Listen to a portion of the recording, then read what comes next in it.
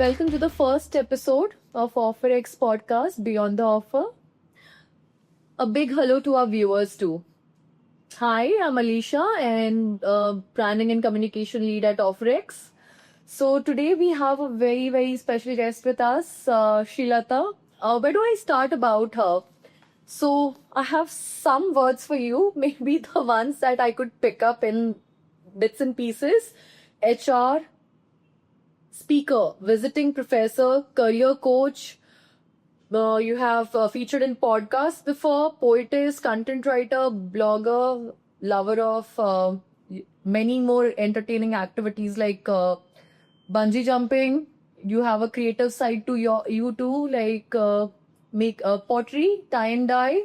Okay, the list is so long, Srilata. My entire podcast just might get covered with your introduction, but we would like to hear it from you because a person who has almost or completed a silver jubilee in the industry. Not yet. Not yet. Okay, going to, then your experiences cannot be captured in such small words. So I would first want you to tell me something about yourself before we get started. Thank you so much for inviting me. It's a pleasure to be here. Like you said, I indulge myself or put my hands in various activities. What are they? I'm an HR and L&D leader, like you introduced me. I've also been teaching HR in management colleges for the last 15 years. I conduct soft skill workshops in management colleges, engineering colleges, and corporate companies. And if you ask me what can the students or young professionals take away from this podcast, as one simple line is build a lot of skills. It could be related to work. It may not be related to work, but build a lot of skills that is going to help you in future. Right? And second is, some of the skills may not monetize you, but it's okay. It's perfectly all right. What are the skills? The skills can be baking, cooking, gardening, singing, dancing. Singing, not as a bathroom singer, but learn professionally from a guru, and let these be your skills. There is a huge difference between interest, hobby, and passion. So I want your young professionals, young audience to make this a passion. I do tangible painting, block printing, etc. as my hobby. Maybe once in 6 months, once in 2 months. But what is my passion, if you ask me? And there are two things. One is teaching and one is writing. So let that become your passion. Right.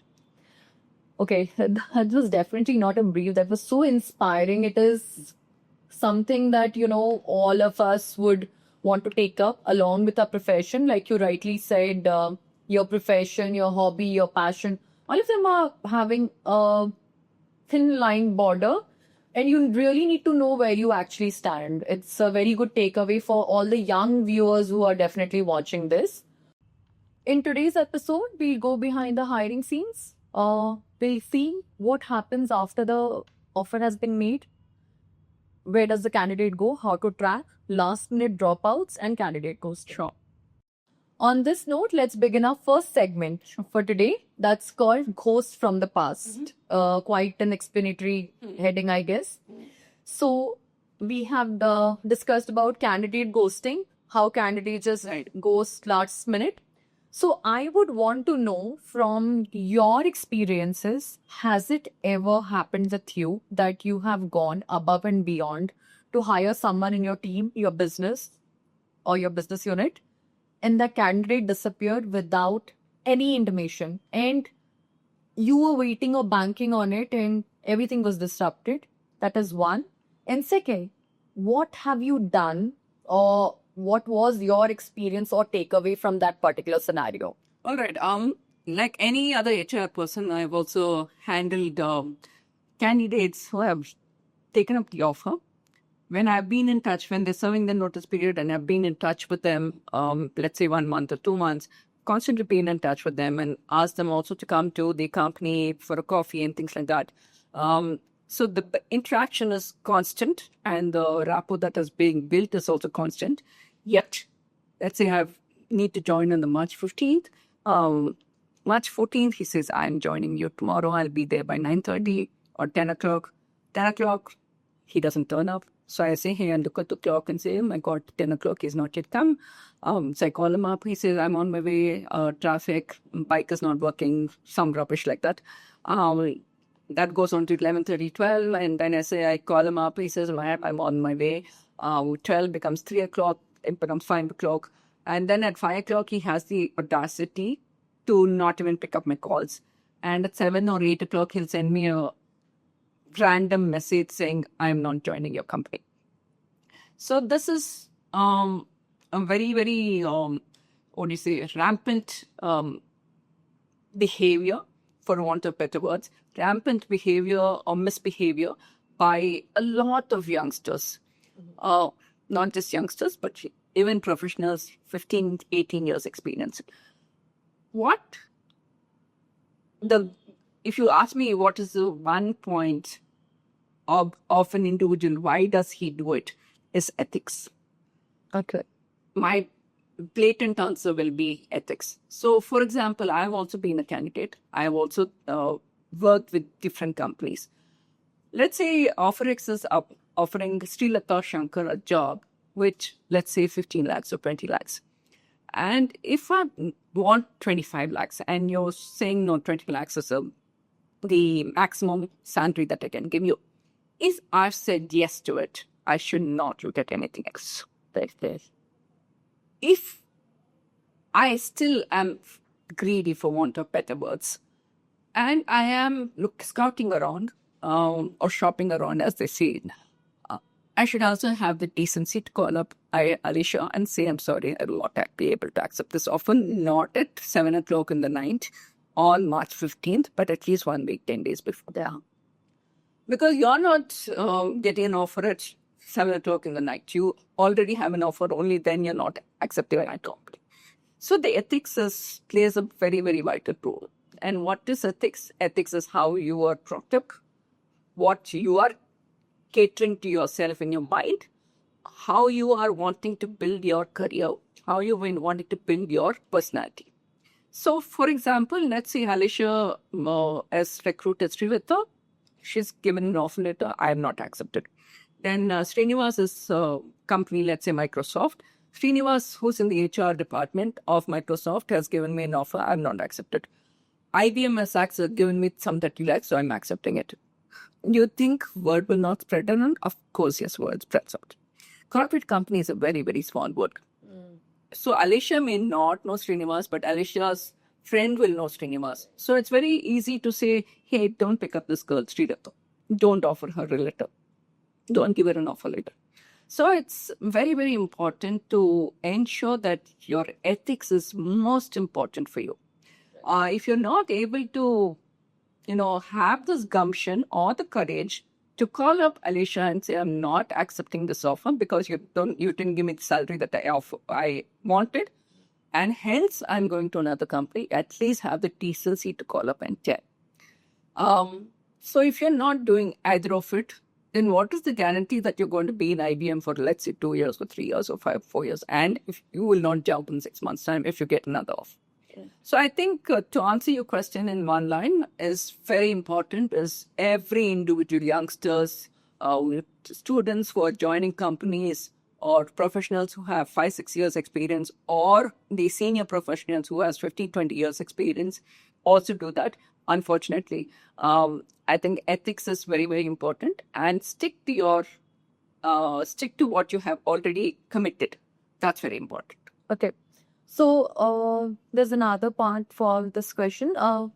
Do you or have you ever done something? So this situation happened with you. Sure. This guy ghosted. Did it make you put in a situation where you did not trust candidates further, where there was always a question in your mind, okay, this candidate also might ghost? Right. So what I have also done, Alisha, is I've always created a backup. Let's say I've offered Alisha an offer, and she says, okay, March 15th, I'll join. If she joins, fantastic. But if she doesn't join, because this is always, there is a but out there. So I've always created a backup. So there's another Srinivas or there is another Nayak who will take up the role in case Alisha doesn't take up the role on the last minute. So that backup is always there as something to fall back upon. There are times when I have not had this backup because the backup also is not wanting to, wait till March 15th. He wants to take up another offer as well. Then what happens is you speak to the tech leaders. This invariably happens with the technology, not with the support functions. Technology departments like your SAP or web designing or whatever. So with the HR department, finance, admin, etc., there's not so much of pressure. The pressure is always with the technology departments, ITs or software development departments. So in case there is a ghosting that happens and I don't have a backup candidate, I go to the tech department or the HOD of the department, speak to them, tell them what is the issue, tell them that this is what is the scenario, and don't have anything to hide. Be very, very open about it. They also understand because it's not new to them. They are IT heads, they're technical department heads. They know what is happening. So you tell them that this is the scenario, and buying some time, like let's say 1 week or 10 days, and getting the candidate as soon as possible, or getting the other candidate. Yes. So these all situations sounds really tough because when somebody goes last moment, it might be ethics, some other issue, but they didn't come up. It throws a wrench in the hiring process, and it becomes quite difficult for the management, for the HR, for the entire staff. Absolutely. Fill that gap. So yeah, this host from the past section is, I always do this segment first because I really want to know my guest, how they have faced the situation and how they have tackled it.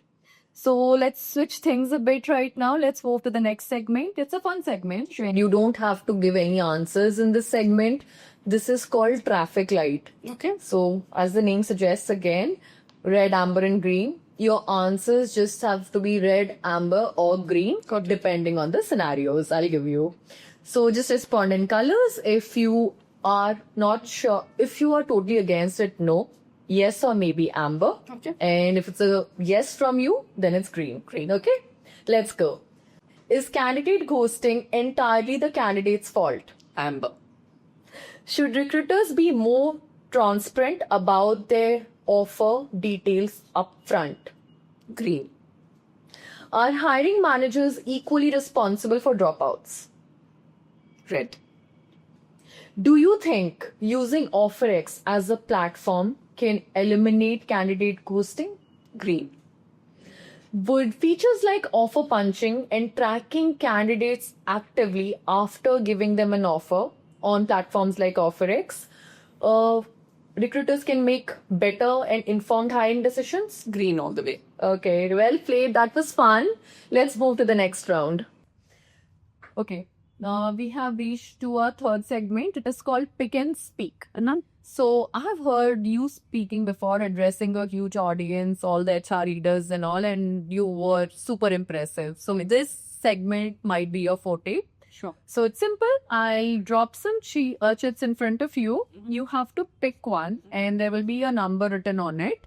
And whatever number you pick, you have to speak on the topic that is next to my number over here. You can't see my topics right now. Okay. Okay. Let's start.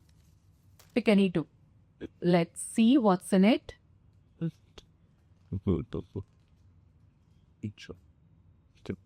Okay, the first one is number 3. And the next one is number 7. The first topic for today, number 3, which you picked. What's one red flag you always watch for in post-offer engagement? That's rather good question, Alicia. As one is when the company has given an offer letter to the candidate, that's where things stop. And suddenly after 1 month or 2 months of notice period, they suddenly say, hey, this person is supposed to join and he didn't join. So the first most important thing is keep the connection on after the offer letter is given to the to the candidate. So keep the connection on continuously, not, once in a week or once in 10 days, but continuously. It could be just a 2-minute conversation. Hi, Alicia, how are you doing? How's the weather? How's the moon? How's the sun? Random questions, and make it more interesting, make it a little more personal. When I say a little more personal, don't get into something so personal, but saying how's everything at home. If you know she's married, then or she or he's married. How's your wife doing? How are your children doing? Hey, you mentioned in the interview that your child is writing his exams. How's he written this exam? So something like this, which has kind of builds that rapport.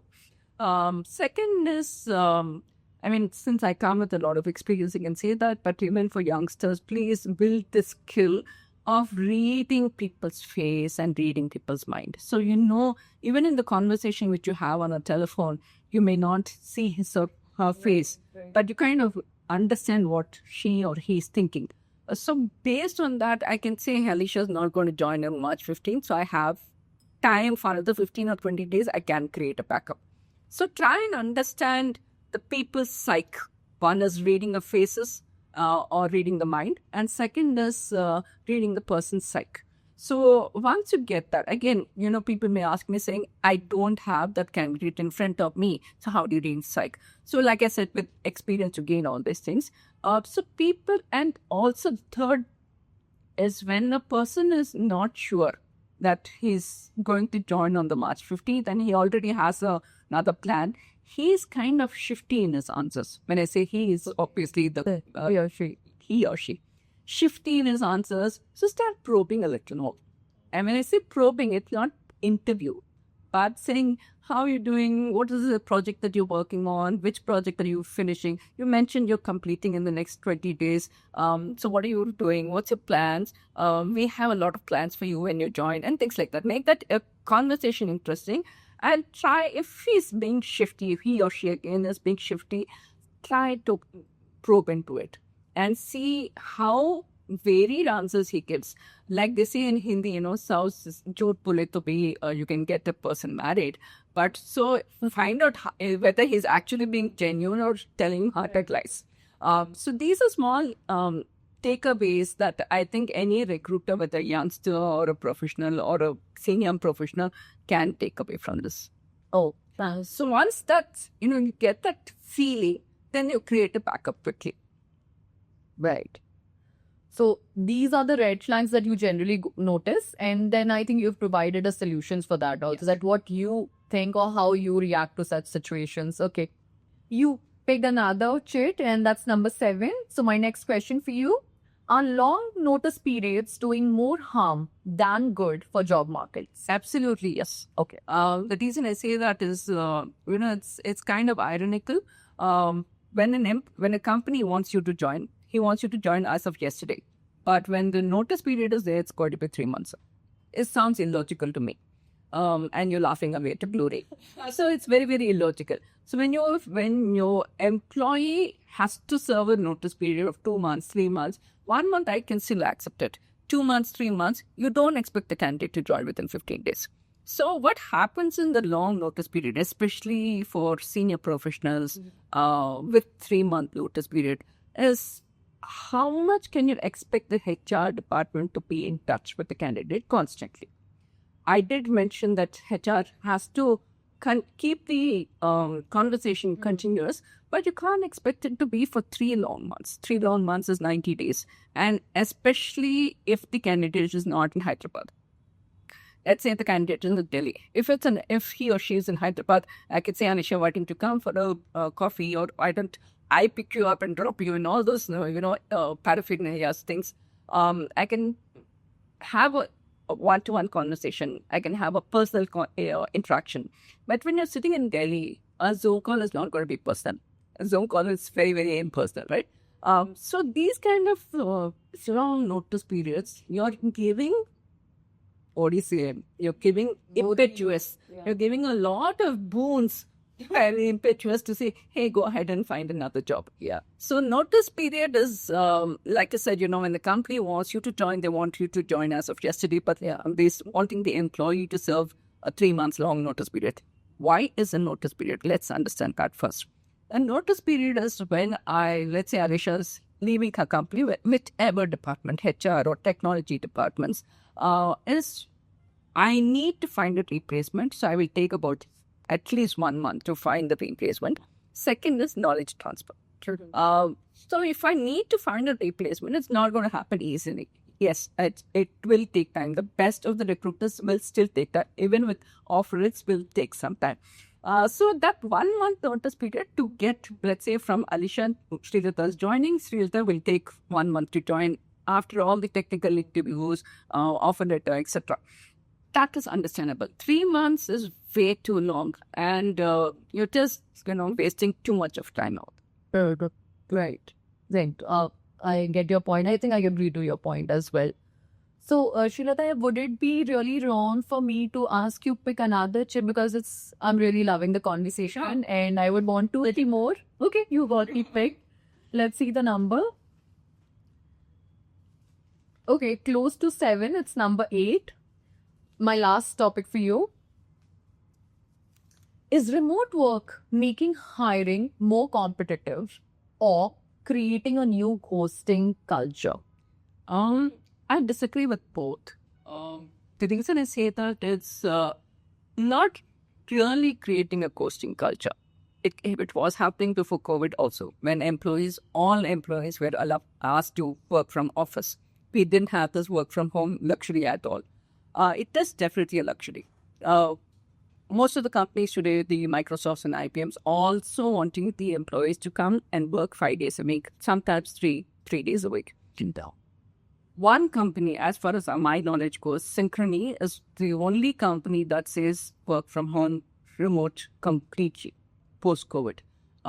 It was earlier called G Money, now it's called Synchrony. Synchrony is the only company that I know of as they have asked all the employees to work remotely or work from home.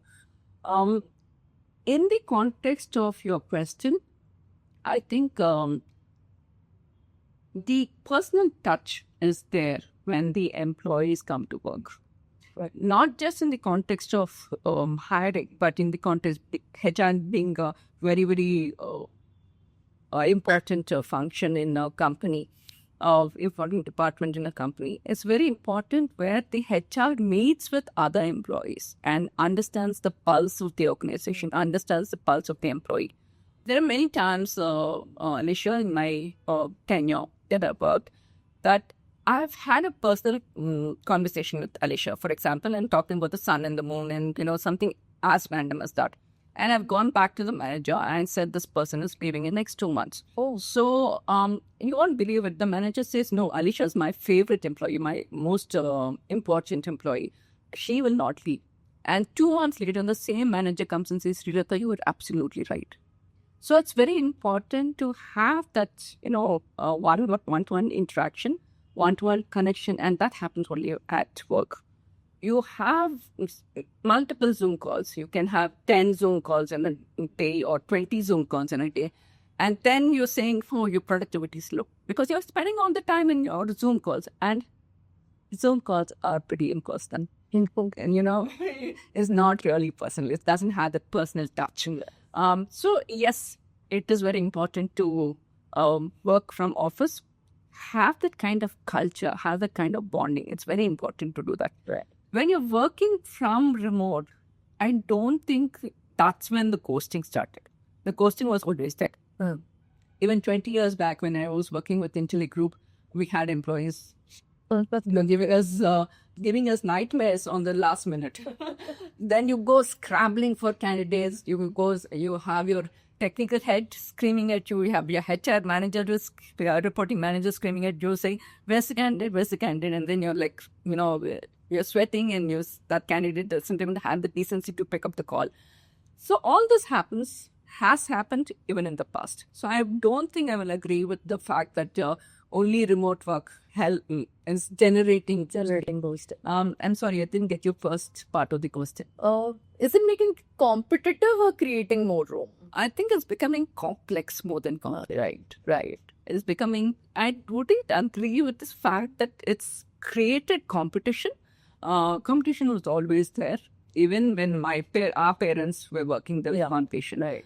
But yes, it's become a little complex. I totally agree with what you said. I second that. I think when you said that, I do not agree with both. You made your point. You made your point, right? And with that, we come to the end of this segment, and let's move to our very, very last segment. It has been really interesting with you Thanks. so far. Hearing you is absolute best by year. Thank you so much. As we all know, OfferX is a free of cost platform. So there is and we not just free. You will actually, by using OfferX, you get more insights, more features, and more OfferX points to utilize it further. So I was saying that as a company, let's say I'm working for ABC company, I don't have to pay to get subscription of a No, not at all. wonderful. Yeah.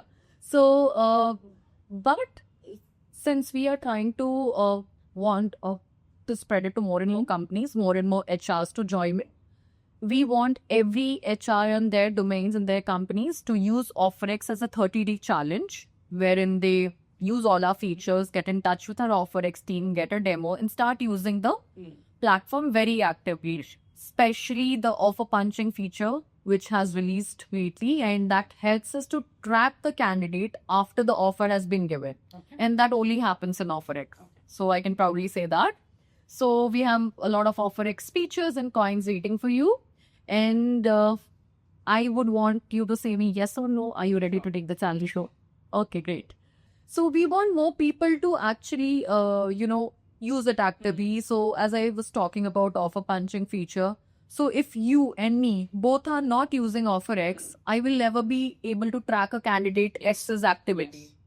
So that's all about it. So the more and more people join, it's like, always in social media or a product or a platform to become a major success, More people should join you. the only thing is you create a community. Right. Like LinkedIn is for corporate community, WhatsApp is for maybe family and friends, and Instagram is to share other things, brands and portfolios, like that. So here we are creating a closed HR circle community also for the candidate. It's both sided, beneficial for candidates as well. But that's how we are building the community. Thank you so much for inviting me. It was a pleasure being part of the podcast, and thank you, Alicia, for being the host. As a takeaway from this podcast, I will tell all the audience across your platform, to all the HR departments and HR professionals, is subscribe to OfferX. It's going to be a boon for your company and for your department. Also, it's going to create less heart attacks, heartburns for the HR department, because you're ensuring that there is less ghosting that will happen and last minute surprises. Thank you so much for inviting me. Thank you so much for joining us. We come to the very end of our episode. Stay tuned for more and more such episodes. A lot more guests that we are going to have on OfferX. Stay tuned to OfferX podcast. Thank you.